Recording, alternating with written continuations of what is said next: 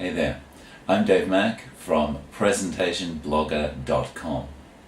Today I'd like to talk to you about the dumbest way to handle your question and answer session. And to do that I'd like to tell you a little bit of a story. So Barry is a presenter, and Barry is up doing a speech on behalf of his department. He's got a 10-minute speech to do, followed by about 30 minutes of Q&A. The speech goes quite well. No one is overly excited, but no one is unhappy. It goes smoothly. Barry emphasizes his key points. He gets through his speech quite well. He ends on a positive note. Now it's time for our Q&A session. And that's where things go downhill. Barry starts taking questions, and the answers don't come out right. His answers are very winding. They don't address the point. In the middle of answering his questions, people are asking follow-up questions. Things just go very badly. And so if you've been there, or even if you haven't and you want to avoid that kind of situation where your question handling session goes badly, today I've got some advice for you. Now there are 3 things we can do when we're taking questions which will help us to answer questions really well, and so make sure that the audience is satisfied with what we're saying. Okay, those 3 points: to make sure you understand the question, to answer succinctly, and to confirm the answer is satisfactory. Okay, so the first one, don't start answering until you understand the question. That's vitally important.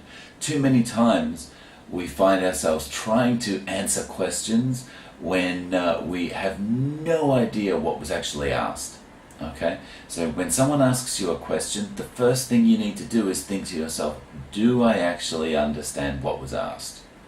Okay, perhaps you didn't fully understand the question because maybe their voice was muffled, maybe someone sneezed in the middle of their question, maybe they talked at length and you kind of missed the point of what they were asking.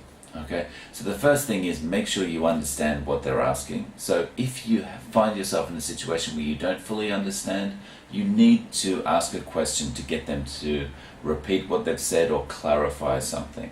Okay, so if you don't understand, ask a question like this: I'm sorry, I missed part of that. Could you please clarify? Or I'm sorry, I missed a little bit of what you said. Could you please repeat the question? Okay. If their question was really long and you want to try and just get to the point so you can answer, ask them to please summarize their question. I'm sorry, I'm holding a lot of information in my head at the moment. I really would like to answer your question. Could you please summarize it? Okay, so the first step, make sure you understand the question. Secondly, and very importantly, answer succinctly. Okay, don't give long winding answers. Answer as succinctly and clearly and quickly as you possibly can. Now, there's a few reasons for this. When you start giving a long and windy answer to a question, that has a potential for people to take the question in tangents in different directions. So avoid giving people the opportunity to do that. Okay, you want to stay on point and you want them to stay on point. And additionally, the longer we take to answer a question, the easier it is for people to make more questions, okay, and find holes in what we're saying. Okay, so you know you're on the right track, you know your answer's correct, you know that what you're proposing is the right way to go. So make it easier for yourself and take the pressure off yourself by simply answering succinctly, to the point and clearly. Give them an answer. Okay, so that's number 2, answer succinctly. Number 3, make sure that once you've answered a question, everyone's happy with that answer.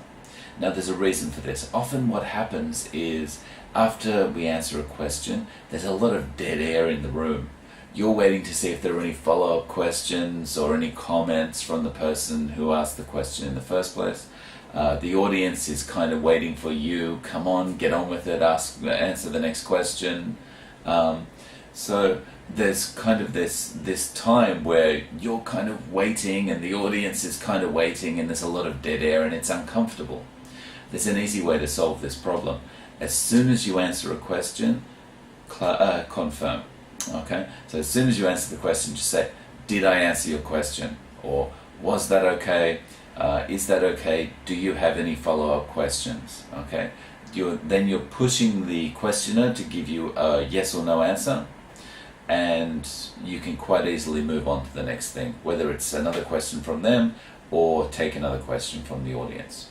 Okay? So it's really important. The 3 points are: make sure you understand the question, answer succinctly, and confirm that the questioner is happy with your answer and that you can move on. Okay? So these are vital to running a smooth Q&A session. If I had to pick the most vital of those 3, I would say the final one, confirming, is the most vital. It allows you to run a smooth Q&A session. They're all important, but if you're going to focus on one, choose confirming. Choose the last step. I've been Dave Mack. Thank you very much for joining me today. Please subscribe to my YouTube channel, and please visit me at presentationblogger.com.